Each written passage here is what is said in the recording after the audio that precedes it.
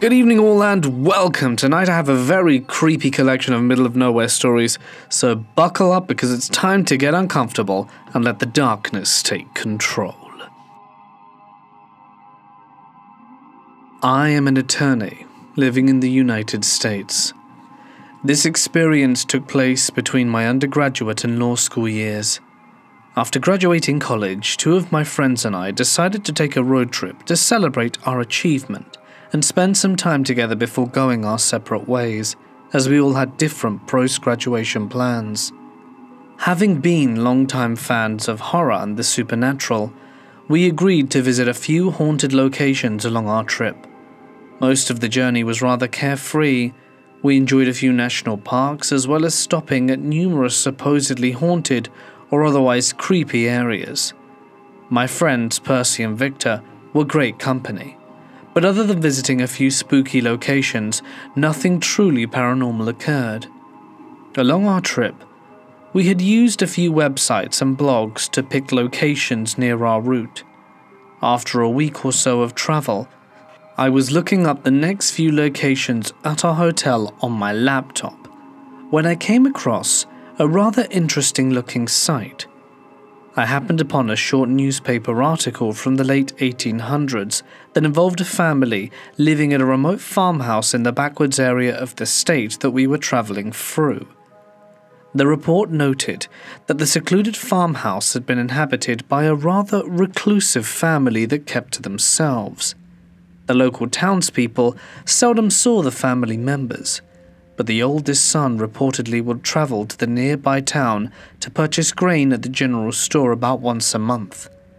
During the winter of the article's publication, about 2 months without a visit from the boy, the local shop owner grew concerned that perhaps the family had been stricken with illness. After voicing his concerns to the sheriff, a group of men was organized to bring supplies to the family. That winter had been particularly harsh, and the townspeople wanted to make sure the family had enough grain to last. The supplies were gathered, and a group of 3 individuals, including the sheriff, set off to visit the farmhouse in the woods. The farm consisted of a small barn and a 2-story wooden house. Upon their arrival at the homestead, the men were unable to rouse the family. The barn was empty, and no one received an answer when the men knocked at the house's door. Growing more concerned, the sheriff walked around the back of the house and noticed that the back door was ajar. Calling to his companions, the sheriff entered through the back door, announcing his presence as he did so. What met the 3 men upon entering the house was described in the newspaper articles as the most grisly of scenes. Entrails lined the entirety of the small 2-room home. Body parts were strewn around the floor, and the furniture and tables were in disarray, covered in blood. Bloody handprints lined up the walls up the stairwell. The second floor was similarly gruesome, with the heads of all 4 family members found arranged neatly along the edge of the windowsill. The local coroner was brought to the scene and determined that the family had been mutilated by some form of animal. Of the few body parts that remained intact, claw marks could be seen, apparently leading to the conclusion that it was indeed an animal attack. The location of the heads was written off as coincidence. And the article noted that no further investigations were made into their deaths. The house was boarded up and subsequently abandoned. In the years following the massacre, the town fell on hard times, and my research revealed that the last few members of the town had packed up and moved on a few years after the incident, with the entire town later being demolished and converted into a logging company, which was abandoned 30 years or so after. However, the small patch of woods about 4 square miles in which the farmhouse was located remains untouched.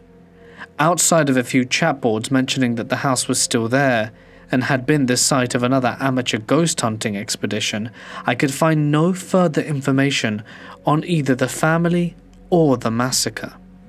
I know it's a little gruesome, but it was exactly the kind of place Percy, Victor and I were looking for. Showing my friends the article and the information, they agreed that we should make the 3.5-hour detour through the backwoods to find this house. One of the chapboards I had read noticed that the patch of woods housing the farm lay at the intersection of 2 dirt roads that had been used by the logging company, and if you parked at the corner of the woods along this intersection and headed southeast, you would eventually find the farmhouse. We decided to head there the following night, wanting to make the experience as creepy as possible. In retrospect, this was a mistake, but hindsight's 2020. The following evening, we packed up our gear and bundled up, as it was mid-November and the temperature was supposed to be below freezing. We each had high-powered LED flashlights with 3 spare sets of batteries, 1 for each of us, and a compass. We ate some dinner, filled up the car, and an extra gas can, as there were no operating gas stations in the area, and we didn't want to be stranded in the middle of nowhere with no cell service. Setting off, we were incredibly excited to trudge around the woods and scare ourselves. The drive was easy enough, and after a few wrong turns, we found the dirt path we were supposed to take off of the highway. Supposedly, we would take this dirt road for about an hour and a half, and it would lead us to the area we were heading. It being my car, I was driving, not trusting either of my friends with my car on this rather sketchy path. After 20 minutes or so of driving, both Percy and Victor had begun to doze off. When we were about 15 minutes away from the location, I turned to shake Percy awake, as he was sitting in the passenger seat, and I wanted to make sure I wouldn't miss the intersection. I shook my friend and told him to wake up, taking my eyes off the road for a split second.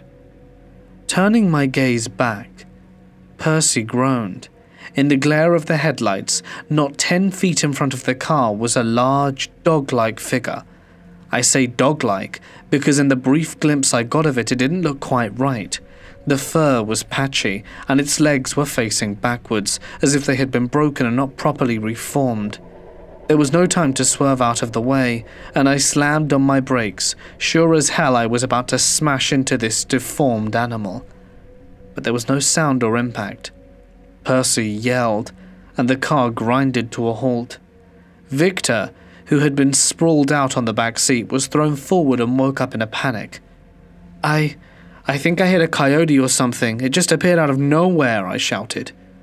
What do you mean you hit it? Victor asked. I don't know, dude. It was right in front of me, and there's no way it made it out of there. But I didn't feel anything. Yeah, you definitely had to have hit it. It was right there, Percy interjected. We all got out of the car, and Percy walked to the front while Victor and I went to the back to look for the animal. There's no damage. I don't think you hit it, he yelled. I know I hit it. There was no way it got out in time, I thought to myself. I told him so, and Victor called back. He got out his flashlight and flicked it on. There was no blood and no animal. We walked around 100 yards and couldn't find a thing. That was very odd. I knew I saw something, but I convinced myself it must have been the glare. I pushed the gas and started down the road. Percy threw on some horror movie-themed music to set the mood for our adventure, and we quickly forgot about the animal on the road as our excitement returned. Before long, Percy called out that he thought he saw the intersection cutting off at the edge of the tree line. Sure enough, there was a small dirt pathway cutting through the forest off to our right. We pulled off the side of the roadway and parked the car. Flipping the headlights off, I took the keys out of the ignition and turned to my friends. We made it. Let's go find some ghosts. Flipping my flashlight under my face to illuminate my features as I said that. Victor laughed and grabbed his flashlight and extra batteries and shoved them in his backpack. Percy flipped his light on and off to check the batteries and said he was ready. Locking the car and tossing the keys to Victor to put in his bag, I reminded Percy that we should be heading southwest, and off we went. Percy leading the way with me, and Victor right behind. The forest was pretty dense, with a lot of fallen or rotting trees. It was winter, so there weren't many animals out, and it was eerily quiet. We were moving at a pretty leisurely pace through the trees, stepping over the fallen limbs and stumps. The woods felt so unfamiliar, and every time one of us looked back, it felt like there were more fallen trees than we had just passed through. After about half hour of walking, we came to a small clearing filled with white flowers. I walked ahead to catch Percy, and we checked the compass again to make sure we were still heading southeast. Percy showed me the compass, and we indeed were. Victor then called up to us. He had trailed behind and was smacking his flashlight against his palm. "What's the hold-up?" I inquired. He told me his flashlight was dying. We asked if he had not just put new batteries in. He did. That was the weird part. He switched his batteries, rummaging around in his backpack, pulled out 2 more, and threw the old ones into the side pouch. And we kept on going. But we didn't manage to get more than 10 paces before Percy's flashlight began to flicker out. Then Victor's started to teeter out, and mine. We agreed that we should only use 1 flashlight, and I didn't want them all to die and leave us stuck in the dark. So we refilled our batteries, and Percy flipped his back on. We decided to use his first. We left the clearing and entered the trees again, with Percy leading the way. We walked for another half hour or so before coming to a break in the tree line. As we exited the forest, we stared in disbelief. Is that the car? What the hell? Dude, are you serious? We're supposed to be heading southeast. How did we end up at the car again? Do you not know how to use a compass? He was heading southeast last I checked, I thought. Did we get turned around at a clearing? But we were definitely following the right directions. It was a very bizarre thing. Percy ended up reluctantly handing Victor the compass, grumbling something about magnets being stupid anyway and kicking a rock in the road, with Victor holding the compass and flipping his flashlight on. We set off again, southeast. Victor said he would check the compass every 10 steps to make sure we weren't taking any wrong turns. Percy and I tried keeping up with Victor's faster pace. We didn't talk much, with Percy moping and Victor pushing forward, anxious to make up the lost time. Eventually we reached the clearing with the white flowers again. Victor slowed to show us that we were still heading southeast. Percy scowled but said nothing. Suddenly, Victor's flashlight went out, and we were plunged into darkness. Frustrated, we carried on walking, and as soon as we left the clearing, the flashlight, all 3 of them which we had tested within the clearing, lit up, illuminating the pockets that they had been stuffed in. That was really weird, we all agreed. Victor continued leading with the compass. We started to speed up our pace again, when suddenly Victor stopped. I can't find my phone. I swear I put it in my front backpack pocket after the flashlights came back on, but it isn't here. Are you sure? I inquired. Yeah, dude. There's no way it fell out of my bag, I would have noticed. Let's check the ground on the way back, Percy said. It probably fell out along the path. Once we get to the house, it should be easy enough to get back to the clearing and then we can check there. Victor reluctantly agreed, and we kept moving. After a few more minutes, Percy noticed a faint light coming from just up ahead and called out, "Hello? Is there anyone there?" We began slowly moving towards the light, curious to see what it was, but trying to stay as quiet as possible. Coming to another clearing, we stopped, noticing there were no other figures in sight. The light was coming from the ground up ahead. Victor walked up to the light and bent over, picking up a small object from a patch of white flowers. It was his phone. That didn't make any sense. We'd been heading southeast the whole time. How did we end up in the same clearing? Our expedition continued, us getting more edgy and antsy with each other with every step. We walked for another 15 minutes before Percy shouted, "There's no way! There it is!" He yelled, taking off to a sprint. Finally. Victor and I looked at each other confused. How did we miss this? We're still facing southeast. We definitely should have passed it. Percy didn't seem to hear, overcome with excitement for reaching the destination. Jogging to catch up, Victor and I reached the house just as Percy pushed open the door, and we all stepped into the tiny farmhouse. It really was small. The first floor was a single room with a stairwell in the corner. The floor was littered with leaves and old beer cans. There was spray paint all over the walls, with multiple pentagrams and 666 sprawled across the old wood. Assuming some teenagers had probably thought it would be funny to try and freak out any other visitors to the house, we laughed off the markings and kept looking around. All of the furniture was gone, but a few cupboards remained. I opened one of the doors and found a couple of old rusty cans that looked like they were from the original house. But other than the old cans and the trash on the floor, the room was pretty much empty. "This is sick," Percy said, running up to the stairwell.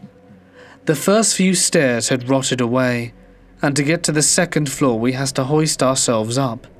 Getting up to the second floor, we were met with more graffiti and a large window facing the front of the house. The window pane was smashed, and broken glass lay scattered around the floor. Running up to the window, Percy suddenly screamed and dropped to the ground. "What the hell?" he yelled, as something dropped from the ceiling and shrieked, flying directly at his crumpled figure before turning and barreling out of the open window. Percy screamed. Victor and I ducked and shined our light in Percy's direction as another shriek echoed out from the ceiling. Turning my flashlight forward towards the ceiling, I started to laugh. "They're bats, dummy. Come back over here before others start flying around," dropping back to the first floor. Crawling on all fours, Percy shuffled back towards the stairs when he dropped down after us, and Victor and I began bursting out laughing. We then decided that this would be the perfect moment to try and find the barn. We started walking around the back of the house, stopping to take a few more pictures of the outside as we did so, and after walking around the back of the house for 10 minutes, we found a few rotted pillars and some collapsed timber that must have been the remnants of the barn.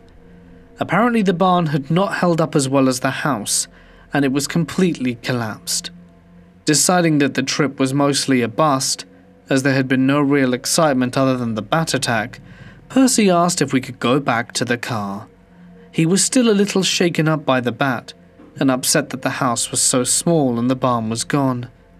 Mocking him for his fear, and telling him that we were not sure what he had expected, we agreed to head back to the car. It was pretty late, and we were all pretty cold, and still had to drive back to the main road before continuing another hour down the highway to our hotel. Returning to the house, I pulled out the compass and checked the direction standing at the front of the house. We could see the house was indeed to the southeast, and I pointed out the northwest in the direction we had come from. If we walk back this way, we should make it back to the car in like 45 minutes or so. And we started off down the path. Victor and Percy followed, with Victor still mocking Percy for screaming like a little girl. And after about 20 minutes of walking, we suddenly came out of the trees into a wide open field. Shining our lights forward, we could faintly make out the edge of the forest going all the way to a small dirt road. "Are we at the opposite end of the forest?" Victor asked. "I think maybe the compass is broken after all." That's when we heard a large crash echo through the forest. "Did that come from the house?" Victor inquired. "I think so. One of those bats probably just knocked into something, or some wood gave out from Percy running around the second floor." "Well, I've had it with bats and those stupid woods and the broken compass. I'm walking to the road and I'll follow back to the car," Percy said, clearly unnerved by the crash. Percy was getting irritated and unnerved, and decided to jog back. Victor and I shrugged, and set off into the woods taking a leisurely pace, trying to accommodate Percy's longer trip. We scrolled through our photos and chatted about how funny it was to see Percy freak out, and after a few minutes of walking, we started to hear crunching leaves behind us. We stopped and turned, figuring that Percy had decided to follow us after all. As we yelled out his name, the crunching stopped, and we heard a faint rustling in the trees about 50 yards behind us, and then silence. We called out for Percy again, shining our lights through the tree line, trying to make anything out but getting no reply. We continued on, talking as we went. Passing by the house again, we stopped to take one more picture of the whole house from a distance, and as soon as we took the picture we heard another crash. Shining our light towards the house, we saw the front door was open. "Didn't you close that when we left?" "Pretty sure I did," I told Victor. "But it's an old house, maybe it just opened by itself." We agreed to pick up the pace. We started walking in the opposite direction of the house, moving quickly but still walking. After about 5 minutes of walking, I started to hear the sound of crunching leaves coming from behind us again. I whispered for Victor to stop and listen. The crunching continued for a few seconds and then stopped, again, about 50 yards behind us.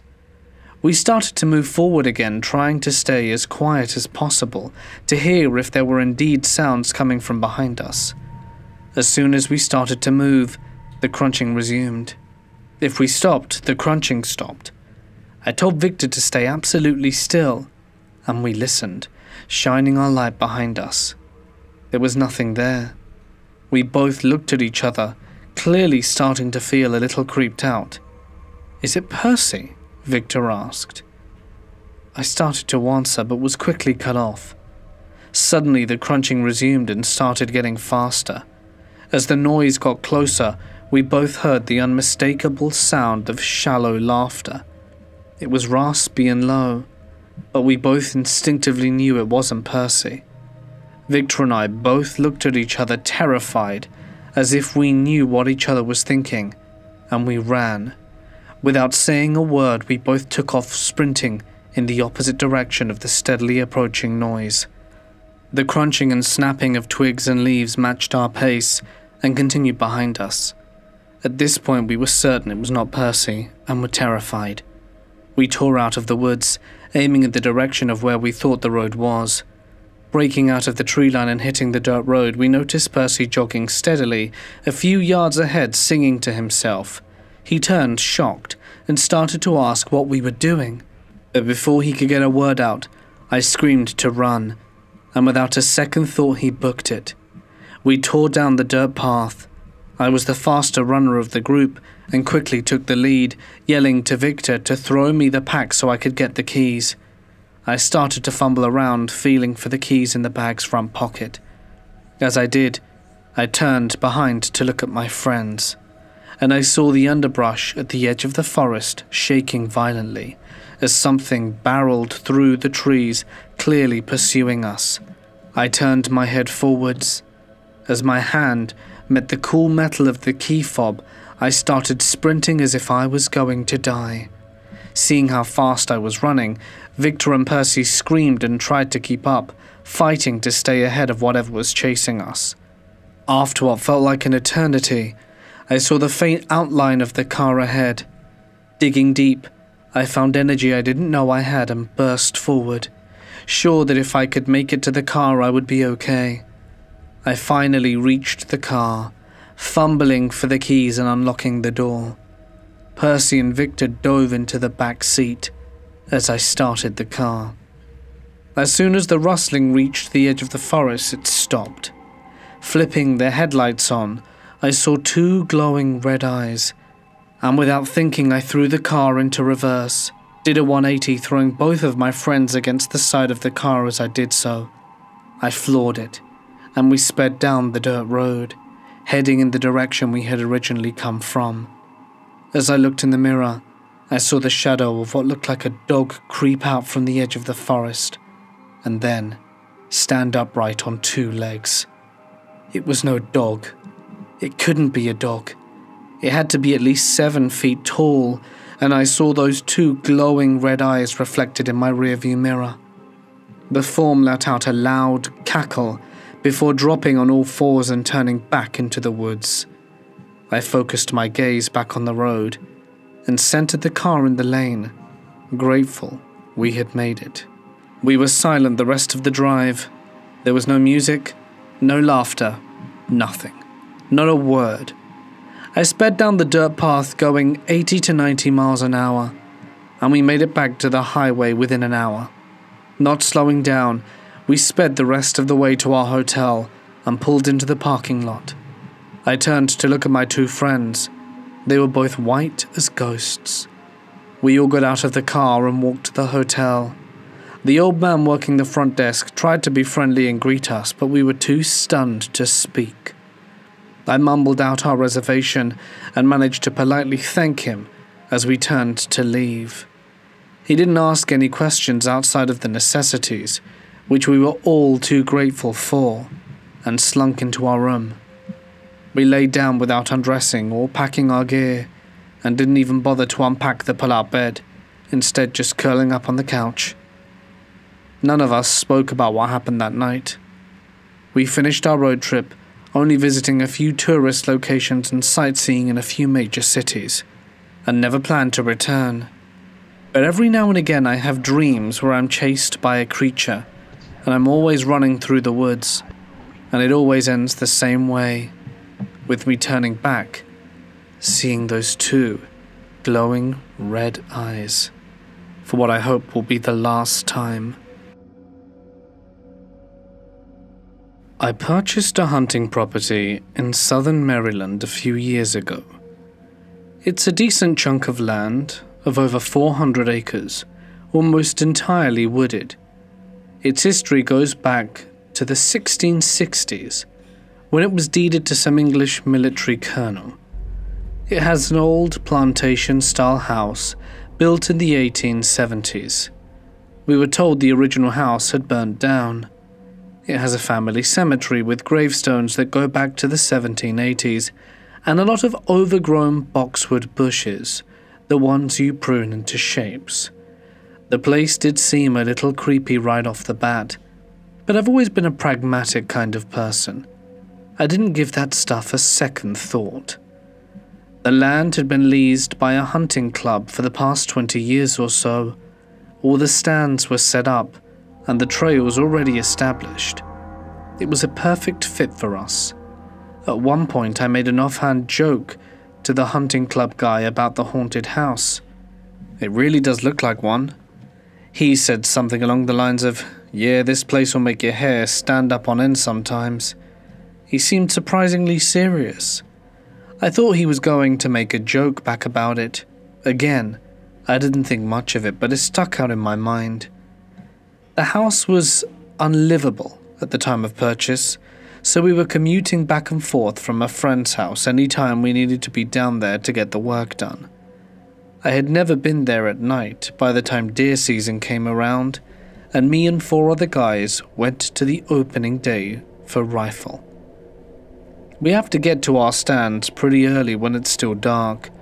We each go alone to a different stand in a different area.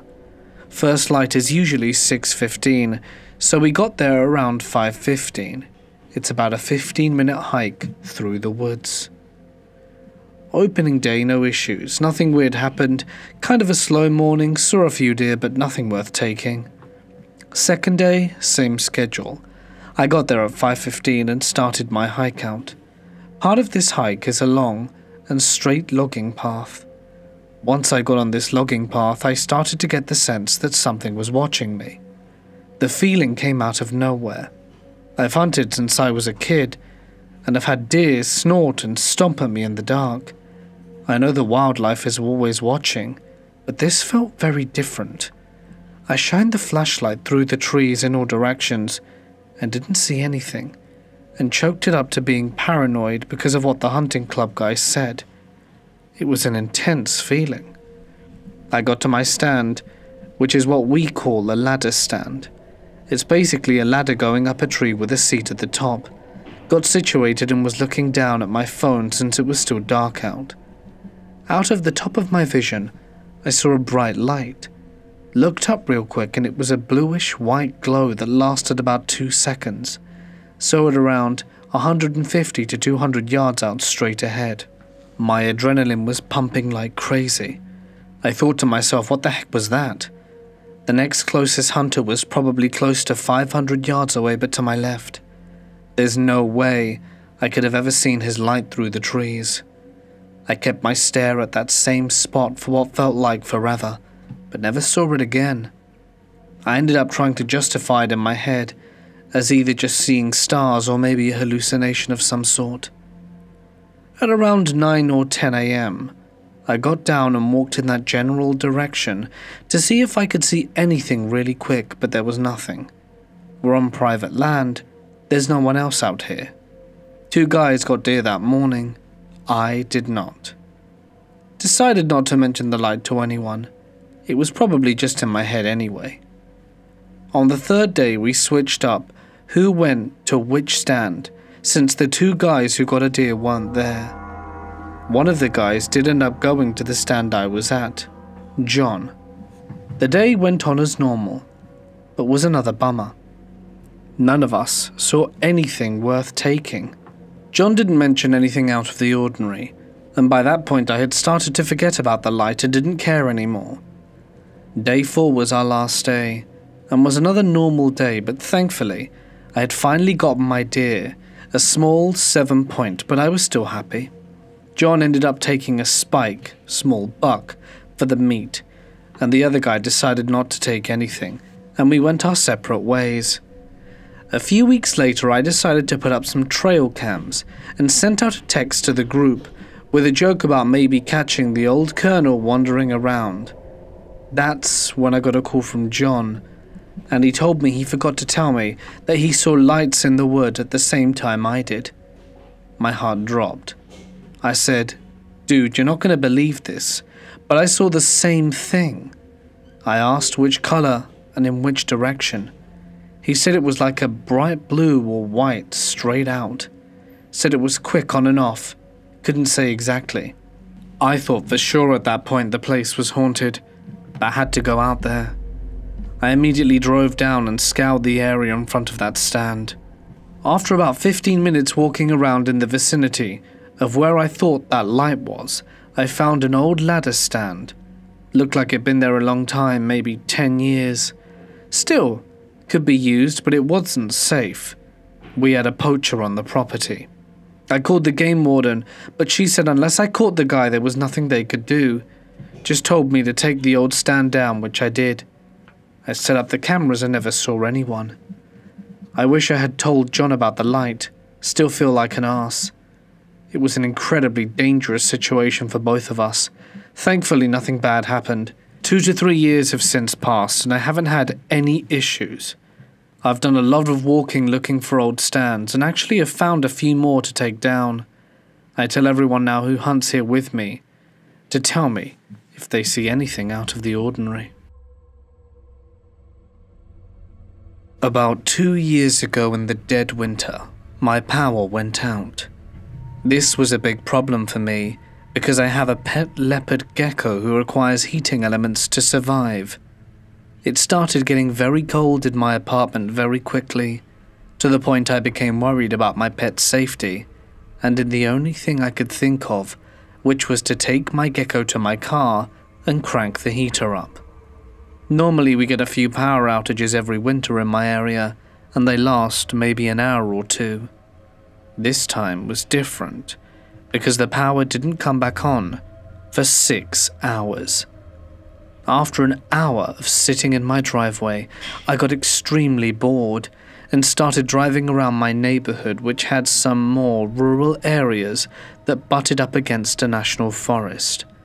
One of those areas is an absolutely beautiful overlook where you can see miles of forest and also a few streetlights, so I'd be able to see if the power came back on.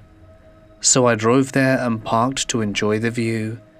I'd had the heat running for a while and the car had gotten a bit hot, so I rolled down the window to let some cool air in and almost immediately started hearing something far off.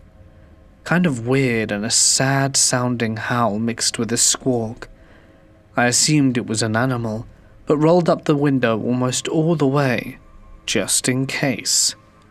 Over the next 20 minutes, the sound got progressively closer and closer to the car, until it sounded like it was almost circling me. I can still hear this sound in my mind clear as day, even though this happened several years ago, and I know what animals we had locally and what they sounded like. This didn't sound like any of them. I got nervous and decided to leave and go get some food and gas in a neighboring town that still had power. About another hour passes and there's still no power. Having convinced myself the sound was just an animal, and it had probably long since moved on, I went back to the overlook to enjoy my meal. About an hour goes by without anything happening. No noise, no nothing, until eventually I see movement along the big rocks in front of me. It's starting to get dark, so I can't really make it out perfectly, but at one point it looked like the head of a disfigured animal peered at me over a rock, and then disappeared. I see this several more times, but I stay, because if it was an animal then there was something severely wrong with it, be it an injury or a birth defect that would probably affect its quality of life, and I wanted to be able to at least let the animal control know so that they could find it and help it, or if worse, put it out of its misery. After a while it started making noise again. It was the same one as before, but now it also added this horrible gurgling sound, almost human. It had gotten quite dark, and I couldn't see much of anything, but I could hear it circling the car. Eventually, I hear what sounds like something messing around near the back tire, and I panic and peel out the parking spot. I look behind me and see what is now very clearly a person in the taillights. They chased the car for a little while, but quickly gave up. Is it possible this was just a person under the influence or suffering from a mental health issue? It seems pretty unlikely since it was probably below 30 degrees outside and far enough out of everyone's way. I doubt anyone would be hanging out there, let alone hanging out there for hours and wearing what appeared to be animal skin on their head. If it wasn't a person, based on the location and how things looked, could it have possibly been a skinwalker? This experience still terrifies me to this day. I was 14 and in the Boy Scouts, and we were on a canoeing trip down the Buffalo River in Arkansas. It was a 6-day trip, and it was just our little crew of about 10 boys and 3 adults. We had not seen anyone outside of our crew for days. We would canoe several miles and pick some random spot to sleep in each night. This one night, me and a friend decided that we were not going to sleep in the tent. We wanted to sleep in some hammock by the river. I woke up sometime in the middle of the night, being eaten alive by mosquitoes, and decided that this was a stupid idea, and began walking to my tent that my tent buddy had set up and was sleeping in without me. The field we chose to camp on that night was quite large, so the tents were spread out far apart. I'm walking by one of the tents, and I see this shape huddled up next to it, and assumed it was the boy's backpack, but it was oddly shaped and could have been a person. But it was very dark and I couldn't see all that well.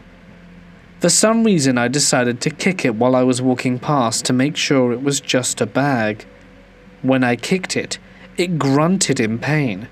It surprised the hell out of me.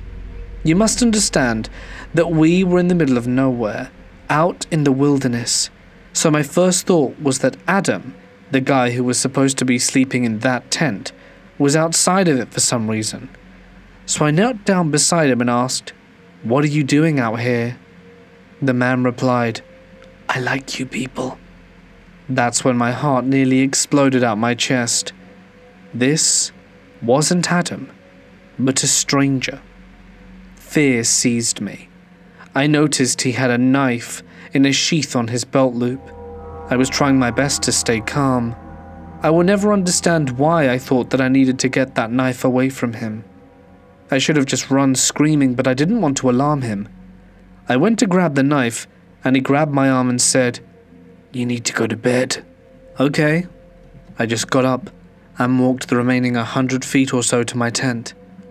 I woke up my tent mate, damn near hysterical, just knowing he was going to come in any second to terminate us. I woke him up and told him the story, and he, being much braver than me, went out and walked around the camp and said he didn't see anyone and thought I was making the whole thing up. The next morning when I woke up, he informed me the adults wanted to talk to me. I walk out the tent and see people's stuff thrown everywhere. Apparently the guy, whoever he was going outside each tent and going through the backpacks looking for stuff to steal. One of the adults had an expensive camera missing. The adults went and searched for signs that someone else was on this part of the river, but never found anyone or anything. To date, that is the scariest moment of my life, and though I'm 36 years old, my wife mocks me, as I still sleep with a nightlight. While prospecting out here in the Caribou region, I came across a set of rock piles, known as Chinese piles, out in the middle of nowhere. These being here means someone did a lot of digging back in the old days, so I started working. After around half an hour, I had around 10 grams of gold and was having a happy dance when I noticed the small standing stones on each of the rock walls. Each stone had several Chinese characters on them, and in a moment of dread, I realized they were graves.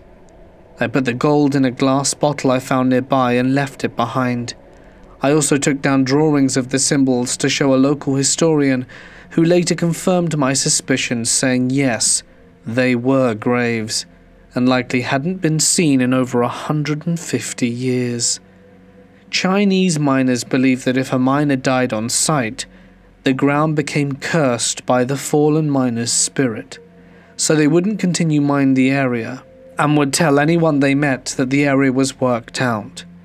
Sometimes they would also do extra work to make the site look finished off, so people wouldn't end up digging up their comrades. I've been back several times, but I don't want to dig there out of respect. The site's super creepy in the morning fog. It's almost like you can see people's outlines sitting around the piles. One of the stories my boss out here told me was when he got involved with some super sketchy folk from Prince George back in the 70s and went with them looking for some mining gear to steal so they could claim/jump a site a few kilometers down the road.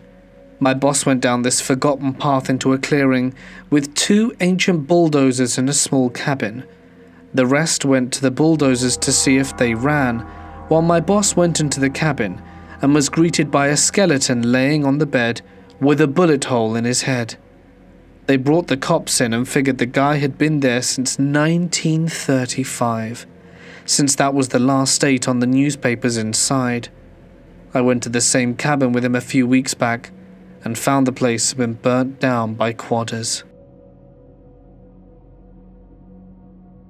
When I was a theatre studies student in the Midlands of England, we had to take our little theatre company on tour around the local rural countryside as part of the practical side of the course. Being a proper London girl, I wasn't best pleased with the prospect of roughing it in a 10-person van. There were 15 of us in the company, but for the sake of my art, I stopped being a silly tart and threw myself in with enthusiasm. Well, one day we broke down in the middle of nowhere, and by the time the AA bloke got to us, and in turn, by the time we got to the campsite, all the spaces in the campsite had been taken.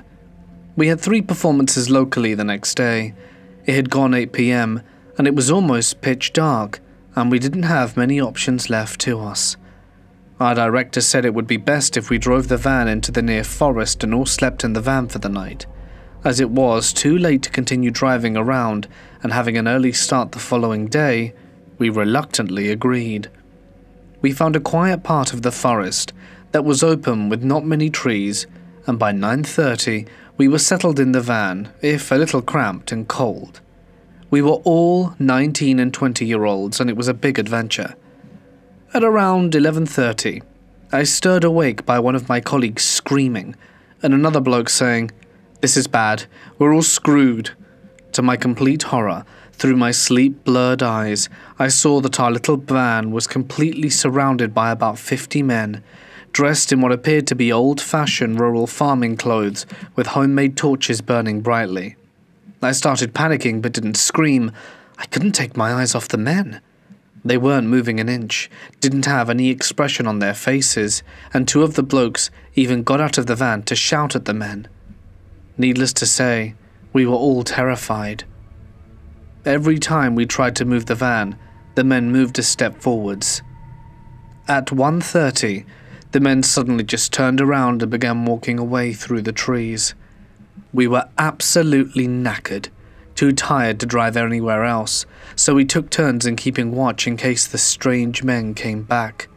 But thankfully, they never did. This is my father-in-law's story. He lived in the countryside outside of Punta Arenas in southern Chile as a kid during the 50s and 60s. He told me once that when he was 8 years old in around 1964, he was outside playing one afternoon when he saw what he unmistakably described as a flying saucer hover over his house. His dad came to check it out, but the saucer flew away very fast without making noise and crashed into a hill that was nearby. His dad started preparing a horse to go check on the crash, but within a few minutes a bunch of military vehicles showed up and stopped him. Some went to the crash site, others stayed around to make sure there weren't other witnesses. They weren't rude, but you also got the impression that it wouldn't be a good idea to argue with them. My father-in-law remembers that a lot of them were American, or at least not from the area because their uniforms were a bit different and they spoke English. They stayed around half an hour and abruptly left. When my father-in-law went later to check the crash site, he didn't find anything interesting, not even a piece of tin. So what exactly was that? For many years he thought it was an actual alien crash, but years later he saw a documentary about experimental aircrafts and now think it was most likely a case of the US testing some new vehicles in the middle of nowhere. And you don't get more middle of nowhere than in the Patagonian Pampas. I think that's also the most likely answer, but can't find any specific sources. If anyone has any ideas or suggestions about stuff I could read into, it would be greatly appreciated.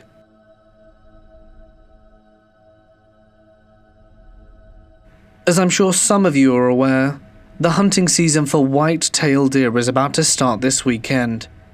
I, a 25-year-old female, have been spending the decent chunk of time in the stand with my partner, in life and in most ventures generally, because we've discovered that hogs have been rooting up oats and generally causing havoc and scaring away the deer from the feeder. We've gone out a handful of times in the last 2 weeks, attempting to catch some miscreants, but so far no luck, very frustrating. At any rate, because of the hogs, I've been spending more time in a stand after dark than I ever have in my life.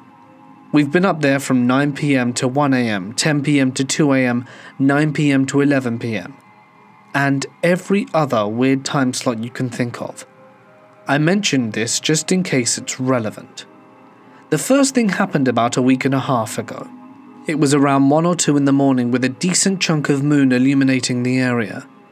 I was only half paying attention to my surroundings because I'd already written off the night as a bust, when all of a sudden I became aware of a weird whirring/flapping sound. I thought it originated from somewhere behind us, but my partner said he heard it coming from away and to the front/left of us. At any rate, it was loud, airborne, and passed quickly over us and away. I'm very familiar with the sounds drones make, and that wasn't it. But it wasn't a helicopter either. It sounded small. It wasn't a bird. It sounded too mechanical. It was flying very low, probably just above the tree line, but I couldn't see anything. The second thing happened about a week ago. We weren't in the stand, but it was weird and out of the norm, so I'll mention it. We live on the same property the stand is on. It was around 9 or 10 at night, when all of a sudden there was a distant boom like an explosion, which hits our home like a thud. If you've ever spent any time around heavy artillery or explosives, you'll know what I mean. It was strong enough that my sister-in-law, who lives down the road, called us asking what the hell had just happened. It could have been a natural gas explosion, but the weird part is that my partner did some internet digging, and a local emergency management website had posted asking for any info on unknown explosions back in 2016, during the same time of year. We still have no idea what it was. And then lastly tonight, we were out in the stand once again. It's gotten cold, and we've had a ton of rain all day, so everything was damp and dripping. We went out at 10, and it was around 10:30. I was preoccupied with trying to keep my fingers and toes warm, when suddenly I became aware of a weird murmuring. My partner heard it too. He has hearing damage, so I don't think he heard the full breadth of the tones. To me, kind of sounded like muffled voices off in the distance, like several someone's having a conversation too far off to make out the individual words, but the direction the sounds were coming from doesn't have any buildings or dwellings. It's just woods, and there were several different tones. My partner said it sounded like a cow moaning, but not quite. There are cattle in the area, and we hear them vocalizing all the time. This wasn't that. And there isn't any grazing land in the vicinity of the sound's origins. They carried on for maybe 30 seconds, slightly rose in a crescendo, and then died off and faded away completely. I want to stress how indistinct these sounds were. If I hadn't been listening intently, I doubt I would have heard it. All of this, coupled with the general gut feeling I have whenever I'm out alone in the dark, has me wondering. I don't necessarily feel endangered, just generally watched and noticed. I have very good instincts and I try to listen to them. I'd love to know what you all think. There may be a rational explanation for all these phenomena. All I know is I don't want to be another hunter with another creepy story, but I feel like I'm starting to see a bell curve emerge. It was late summer, and I was responding to a night call in a rural area. My partner and I were driving down a winding 2-lane highway in the middle of nowhere. No light of any kind, other than the headlights and moon. We're coming up on a sharp turn, when I see a man traveling across the grass from an area of brush. He's moving very quickly and smoothly, as if hauling ass on a bicycle. No up and down motion like running. Obviously I'm quite confused about a hillbilly on a bike in the middle of the night, but not surprised. He comes to a tree and stops. It's about this time we drive past him, look out the window, and see a man standing next to the tree with no bike or anything in sight, just standing there staring at the truck passing by. My hair stands on end. We continue towards the call, and I asked my partner if he had seen the guy. His response was, "Man, I thought I was crazy." Hey guys, it's Mort here, and welcome back.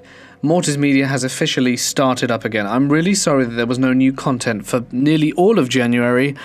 Let me elaborate briefly. So basically, at around the start of January, I just released a comp and I had the intention of making new content. But then what happened is we had a little family vacation in Ecuador. And I don't know if you guys have been following the news, but basically there were problems in Ecuador. We had 4 really nice days, and on the 5th day, we were in the historic center, right in front of the equivalent of the Parliament building. Or, the Parliament building. So, while we were having an ice cream right in front of it, and rounding the corner, we see all these people running. We're like, what's going on? Why are people running? It's not unusual to see people who are just kind of like selling their wares illegally on the road get chased away by police, so, we think nothing of it.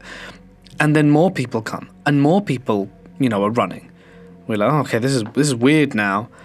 Then all of a sudden, more police arrive, because there were already some police in the area. Then SWAT team arrives. Then the army arrives, and we're like, oh, this is getting serious. I don't even know what's going on here. Turns out that the day before, some really dangerous people had escaped from prison, and the government had introduced countermeasures against these people.